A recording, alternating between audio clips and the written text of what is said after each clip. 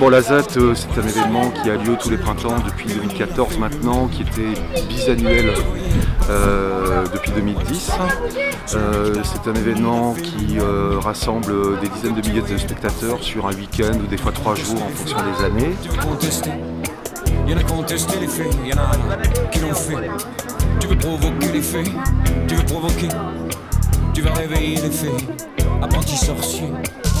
Apparemment c'est un thème qui est l'Oasis. Et on soupçonne des gens lambda de noter des phrases, quelquefois personnelles. Je crois qu'on leur a demandé la définition de l'Oasis. J'ai 5 ans et demi et mon Oasis c'est le cœur de mon papa et de ma maman. Bisous Alexandre. C'est mignon ça. La direction technique de la ZAD, c'est avant tout une équipe de 5 personnes, Joël Malardot, Greg Jacquin, Armel Uzer, Serge Odos, avec qui on travaille depuis plus de 10 ans maintenant. En général, des semaines auparavant, on s'installe dans le quartier, on y crée nos bureaux. C'est aussi un gain de temps en termes de travail, quoi, pour tous les rendez-vous qu'on a à donner sur site.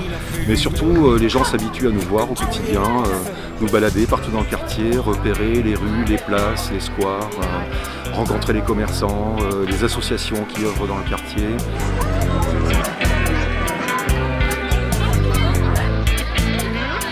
Voilà, ça y est, celui qui t'a puni l'a fait lui-même. Le concept de la ZAD, il est dans son titre, zone artistique temporaire, donc de prendre un territoire, de le plonger dans les artistes ou de plonger des artistes dedans. La particularité de la ZAD, c'est de changer de quartier chaque année. Et ça, je trouve que c'est une très très belle idée. Ça permet tout d'un coup aussi de relier de fait les quartiers les uns aux autres, puisque voilà, la ZAD cette année c'était à Figrolles, elle a sa couleur, elle a ses artistes, mais la prochaine sera très différente dans un autre lieu de la ville.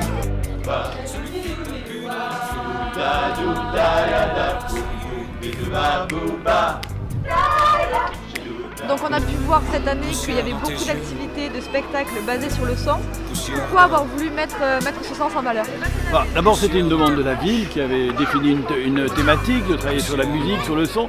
Mais moi ça m'a particulièrement passionné parce qu'aujourd'hui il y a de plus en plus d'artistes qui travaillent sur le sonore. On est dans un monde où l'image est devenue omniprésente, c'est terrible. Je veux dire, on est là, on est tous collés devant son smartphone, on ne peut plus marcher, on tombe de... L'image est partout. Et en revanche, le son, finalement, on ne l'écoute pas assez. Et là, je crois que c'est au contraire un média qui se développe. Beaucoup d'artistes travaillent, d'ailleurs que ce soit de manière traditionnelle ou avec de nouvelles technologies, sur comment on écoute différemment les choses, comment il suffit des fois de se concentrer pour écouter différemment. Et donc, c'est vraiment un nouveau courant d'artistes qui font écouter la ville, qui font écouter le monde différemment. Donc, tout d'un coup, c'est la musique qui va avec le lieu. Donc, chaque lieu impose son projet artistique. Il a fait lui-même, que tu voyais parfait. Voilà, ça y est, celui qui t'a puni l'a fait lui-même. Que tu voyais. Toujours, je vais être toujours à la ZAD, moi, tous les ans. Ma ZAD préférée, c'était celle de Malbosc, avec les flammes. J'avais trouvé vraiment très intéressante, surtout le spectacle de fin. Je sais plus qui c'était. C'était en 360, on était tous autour là, avec des flammes et tout. C'était génial. On n'est pas loin de la cité Gélie, des endroits qui vont dire sensibles dans lesquels on s'amuserait pas forcément à aller. Et là, on peut justement s'y promener. C'est bien aussi parce que ça ouvre aussi sur tous les a priori qu'on peut avoir.